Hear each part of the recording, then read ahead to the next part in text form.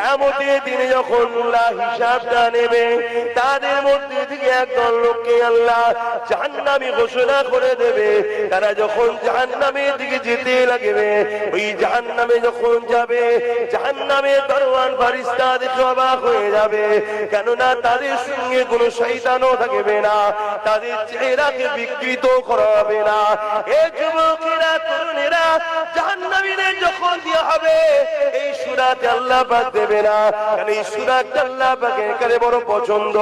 এই সূরাটাকে আল্লাহ চেঞ্জ করে দেবে, এই শরীরের চামড়া গুলো 70 গজ করে মোটা করে দেবে, এই যুবকেরা বিবশ আকৃতি করে দেবে, এইভাবে উপর দিকে পা করে, জমিনের দিকে মাথা করে, এবং যে শয়তান তাকে ধোঁকা দিয়েছিল তার সাথে করে নিয়ে তাকে জাহান্নামে দেওয়া হবে। কিন্তু একদল বান্দা জাহান্নামে যখন যাবে, তাদের সূরাটা চেঞ্জ হবে না, তাদের সঙ্গে কোনো শয়তানও থাকবে না।